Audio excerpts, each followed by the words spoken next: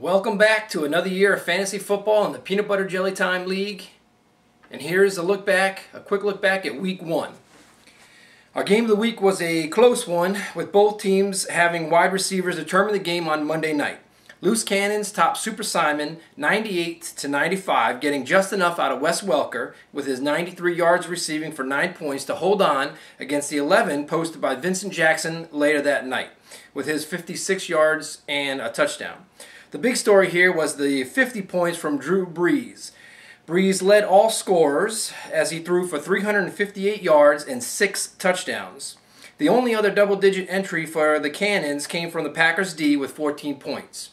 Super Simon, on the other hand, had 6 in double digits for a very balanced attack, led by 21 from Santonio Holmes on 131 receiving yards and a touchdown. Others in double digits included Peyton Manning with 18, Brian Westbrook with 12, Adai with 11, and Longwell with 10. High score of the week was Cats with Guns, as they blew out the Monkeys 119-67. That's 67, by the way, the low score for the week. It took Tom Brady a while to click, but he eventually did and led the Cat attack with 27 points on 378 passing yards and 2 touchdowns. 5 others were in double digits for the Cats. Devery Henderson rode Brees' arm to 103 receiving yards and a touchdown for 18 points. Said Ben had 16, as did Randy Moss. The Vikings D had 15, and Tony Gonzalez, enjoying his new surroundings, scored 13 for the Cats. The Monkeys had 3 in double digits, led by Kurt Warner's 13.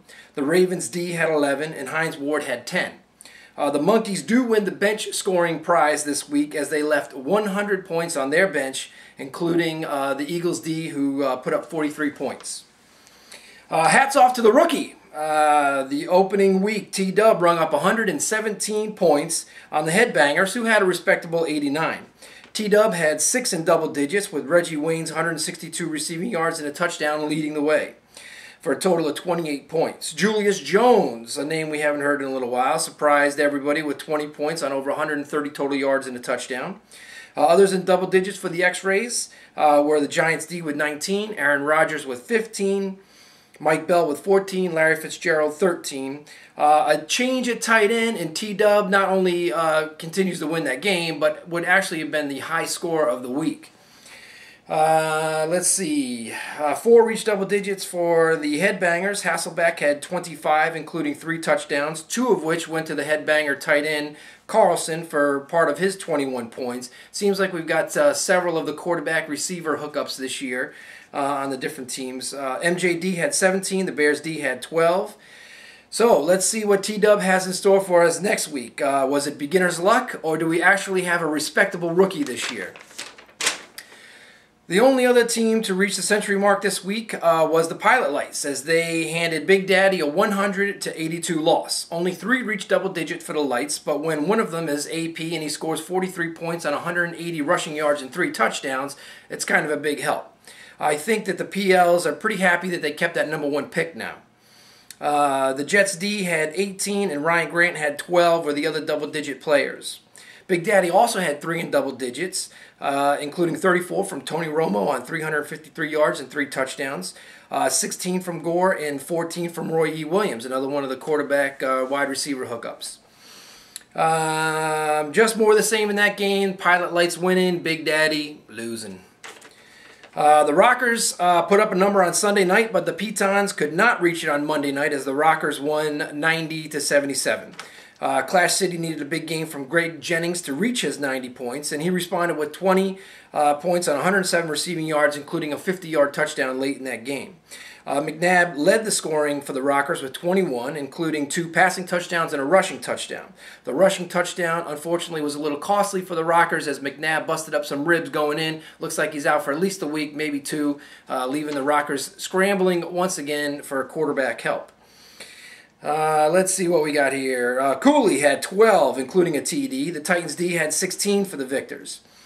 Pitons actually had more in double digits, with 5 reaching that plateau, led by Shockey, who had twice as many touchdowns in his Week 1 game, 2, as he had all of last year, 0. Let's see, that gave him 15 points. Kevin Smith had 13. My Buddy, Crybaby, Cutler, Rackers, and the Pats D all had 10. The big, or should I say little story here, is the big bust of the Clash City Rockers' 2 top picks, Turner and Slayton, who combined for a total of 8 points in that game. Our last game of the week, I had the defending champs posting a W as the Chili Dogs topped Master Killer 79-68. The Dogs had 4 in double digits, led by Matt Ryan's 21 on 229 yards passing and 2 touchdowns. Marion Barber had 13, Folk had 12, and the Chargers D had 11.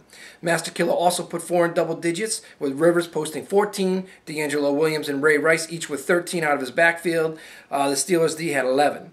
Master Killer left 66 on the bench in this one and possibly found himself a new starting quarterback, as local celebrity Joe Flacco had 31 points on 307 yards passing and 3 touchdowns. The Ravens team also set a team franchise record with offensive yards, putting over 500 yards together total offense. A couple of quick hits in the pick'ems. The Dogs go 6-0 to take a Week 1 lead. The Rockers second with 5 points. Sorry for doubting you, oh back-to-back champion. Cats and Pitons each had 4 points.